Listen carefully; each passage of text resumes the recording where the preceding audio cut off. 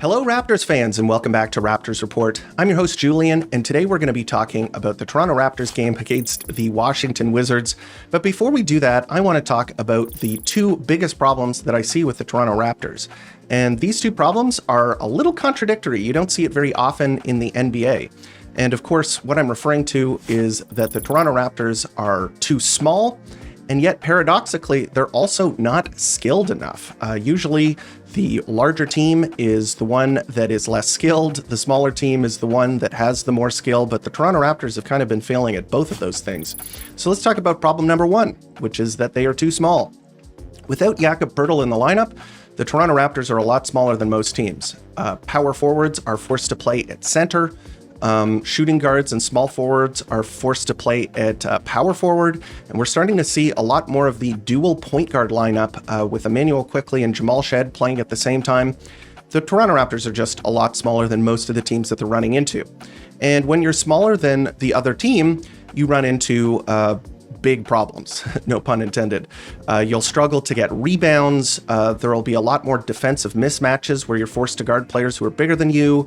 There's less collective rim protection, and also you'll struggle to score inside because the other team is going to have more length and size.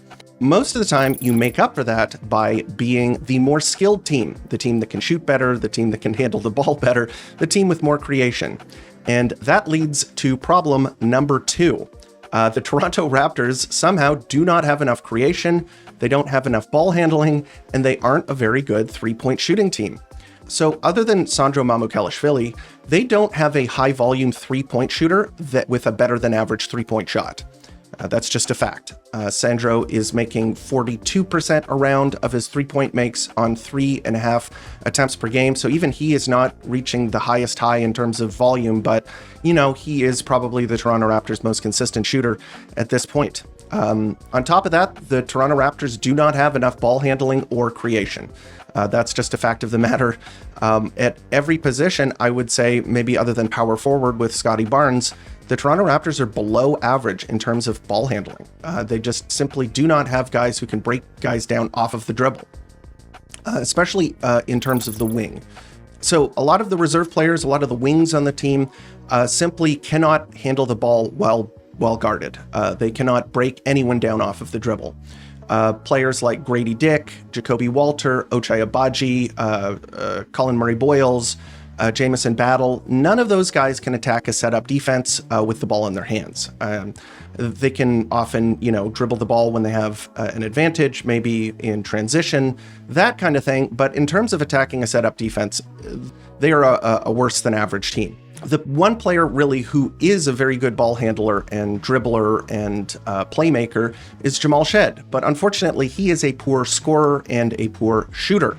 And what that means is that the heavy lifting has fallen onto the main creators on the team. So guys like Scotty Barnes, Brandon Ingram, Immanuel Quickley, and now Mamu, those guys have really had to shoulder the majority of the load. Now that RJ has been out for a significant amount of time, those guys have really been under the gun and forced to do a lot of the heavy lifting.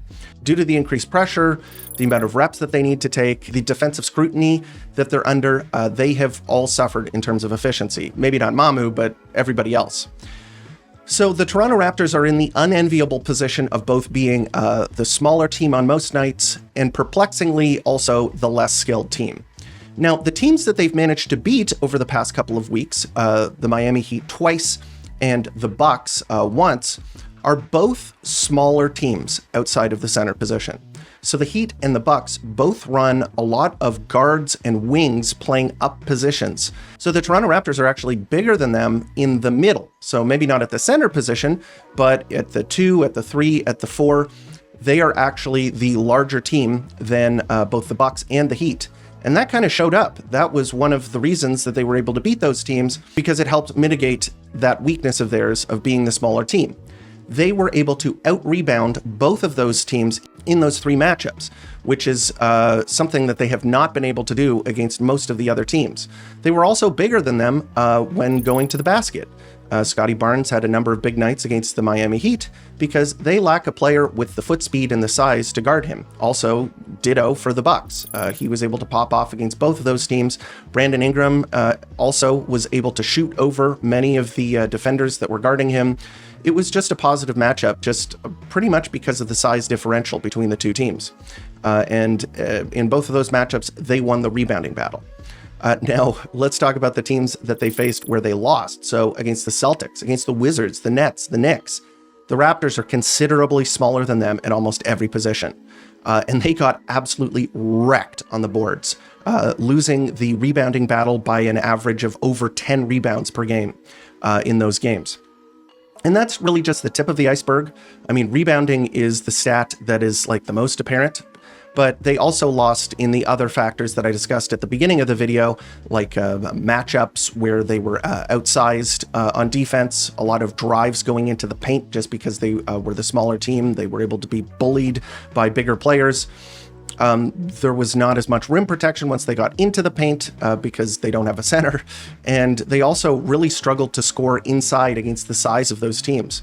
And then against all of those teams, they also struggled to shoot. They weren't able to create enough three-point shots, so they didn't take enough three-point shots, and they also shot a poor percentage. So that goes down to creation. They weren't able to create open looks for themselves, and then when they got those looks, they weren't able to convert them. So not enough skill either. So a lot has been made, and I have said it as well, that the Toronto Raptors need a backup center. They need a guy who can give them that size so that players aren't playing up a position, so that you don't have Scotty Barnes playing center the entire game. You don't have guys like Sandro Mamukelashvili playing center the whole game. You don't have guys like Brandon Ingram playing at power forward, or even guys like Ochai Agbaji playing at power forward. You don't see the dual point guard lineups. If you get a player with size, a lot of those players are going to be able to play down a position, and they don't have to get outsized and out-rebounded and, matchup hunted every single night. But there's another thing that they need. They need a talent upgrade in the backcourt. They need to add a player who can dribble the ball, shoot the ball, create.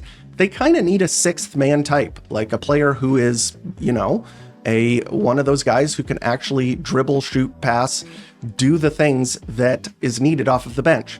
And of course, Jamal Shead can do a couple of those things, but the scoring dearth off of the bench has been very apparent. And I think that once they add one of those players, guys who I kind of want to keep around, like Colin Murray-Boyles and Jacoby Walter, I think those guys will look better, because I think those guys have really impressed in terms of shooting the ball and cutting to the rim.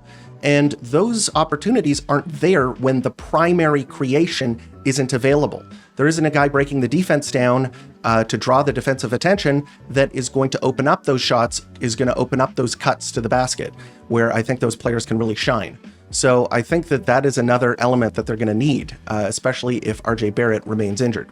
So that's kind of what I wanted to talk about. The two main issues that I've seen, the kind of 10,000 foot view of what's wrong with the Toronto Raptors and why they are losing these games.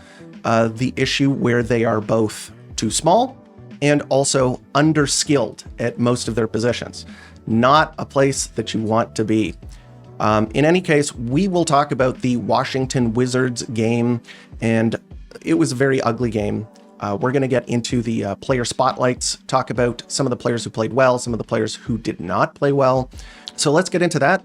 We'll start this off by talking about Brandon Ingram. Brandon Ingram has definitely been the most consistent offensive player on the Toronto Raptors. Even during this kind of losing skid, he has been doing yeoman's work, just putting up points, getting the ball, and scoring against set-up defenses. He is doing his job. And, sometimes it has been successful. I mean, against the Heat, against the Bucks, but he just does not have enough help. And he put up 29 points on 10 of 20 shooting. Unfortunately, he was 1 of 7 from 3, so he has been shooting the ball a little bit better recently, but last night was not one of those nights. He was 8 of 10 from the free throw line, which is very welcome. He was, doing a good job of putting fouls on the Wizards players. They're a young team. They foul a lot. And fortunately for him, he was able to get to the line quite a bit. He had 6 rebounds, 2 assists, 2 blocks, 1 turnover. I thought his defense was pretty solid. He can guard the basket a little bit. They have him playing at power forward a lot these days. I think pretty much only in the starting lineup is he not playing power forward, because that's when you have both Scotty and Mamu on the floor at the same time. And that doesn't happen much when Brandon Ingram is on the floor. They like to play him at the power forward position because he's one of the only players with enough size to be able to do that. And I think he does a pretty decent job of guarding the basket. Just he's being asked to do quite a bit. He's being asked to score, and he's being asked to guard the basket. And, you know, he's doing a good job. So I haven't been talking about him as much in these player spotlights, you know, the past couple of times that I've been doing them. And the reason is because you kind of expect it. It's not like he's doing anything like insane. I mean, last night was actually pretty good, 29 points on 20 shots. I mean, he was definitely the star of the game, but, you know, he has been doing this for a while now, so it's kind of expected from him. But I do want to point it out because he did play well.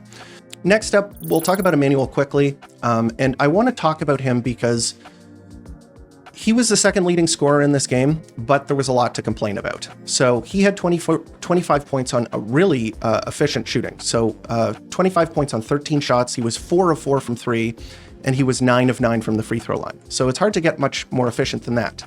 He was doing a really good job scoring the ball. The unfortunate part is that his playmaking deficiencies were on full display last night.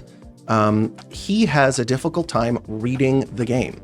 One of the things that he is good at is driving into the paint and kicking it out. So he's making very basic reads in a way that, you know, can be useful in spurts. But a lot of the time when he has the ball, the offense stagnates because it takes a long time to get into their sets. There's a lot of confusion when he has the ball. This is one of the issues that I have noticed quite a bit, is that when the ball is in his hands, there's a lot of miscommunication about where the screen is going to be coming from, what kind of play they're supposed to be running. I've noticed that he and Mamu have had a lot of issues determining what the play is going to be. That they'll look at each other, he'll raise his hand, or Mamu will raise his hand. There's miscommunication happening there. There's also miscommunication happening between him and Brandon Ingram.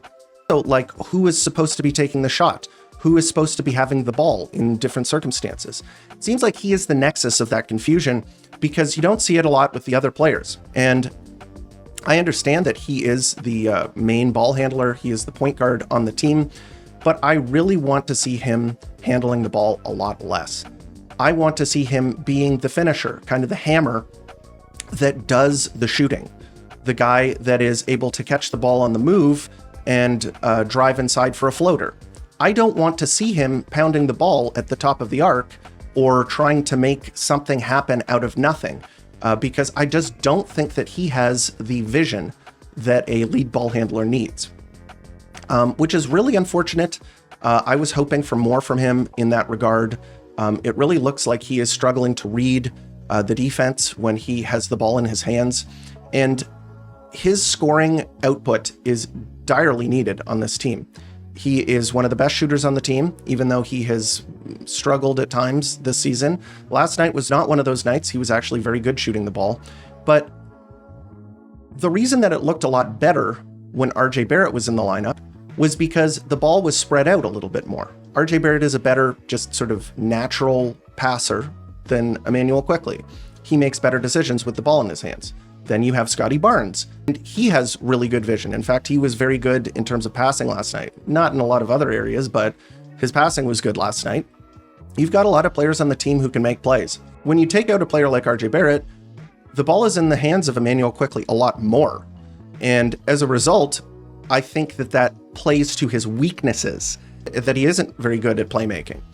And especially with Jakob Poeltl out, his bread and butter play, which is the pick and roll, and he can't get into the paint as much, where he is able to make those basic reads. That is something that he is able to do, but when that isn't available to him, he is not a very good playmaker. But I mean, he is a talented scorer, and maybe when the team is a little bit more healthy, he will sort of pick up back where he was during that 9-game winning streak, where he did look like a very good complementary scoring piece on the Toronto Raptors. But right now, it's a little bit too much. It's just too much of the ball in his hands, and the offense gets bogged down. Another player who impressed me off of the bench was Jacoby Walter. On offense, I will say, he was very productive on offense. So he had 15 points on 5 of 7 shooting. He was 2 of 4 from 3, 3 of 3 from the free throw line, with only one other significant stat, 1 assist and 1 turnover.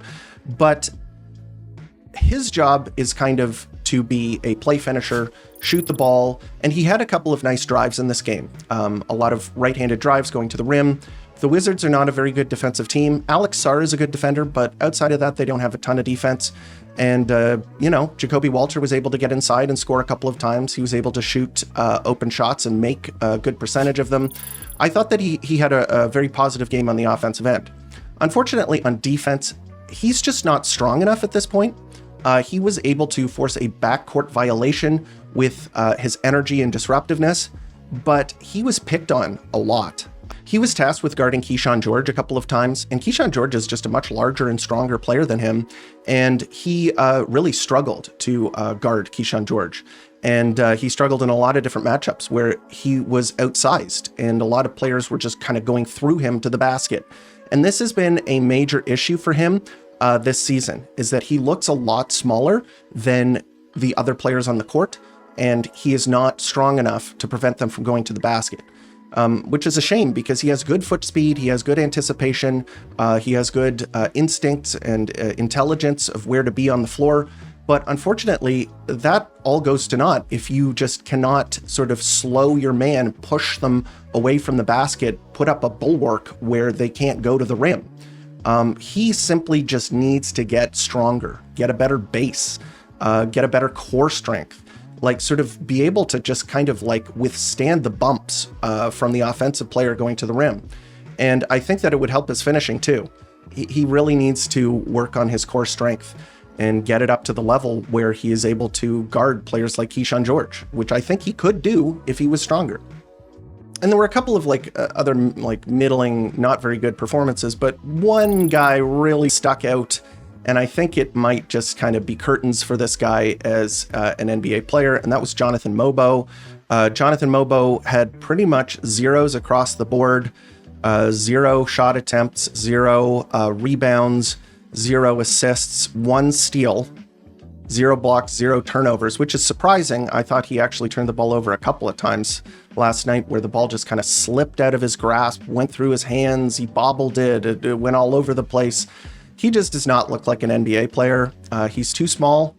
He's like 6'8" or something like that, and he has the skill set of a center.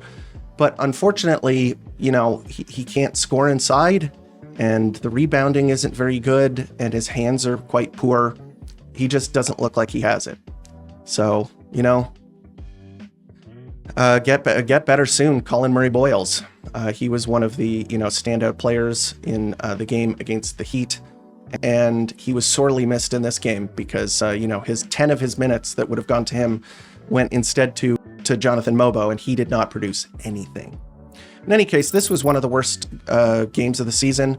They lost to a team that only has 5 wins. They lost to a team that is the worst defensive team in the league and one of the worst offensive teams in the league. The Toronto Raptors were able to score in this game. The scoring wasn't the main issue, although it looked ugly. It looked really ugly in terms of the offensive process. I didn't like how the Raptors were running things, but they were, shooting the ball, especially Emmanuel Quickley was shooting pretty well. Sandro was shooting well. Brandon Ingram was doing his thing. Scotty Barnes had a pretty forgettable night outside of the assists. But then off of the bench, there was a huge deficit other than Jacoby Walter. Jamal Shedd's scoring, it's way too iffy and it's way too reliant on his jump shot. He shot 28% from 3, so 2 of 7, not good enough.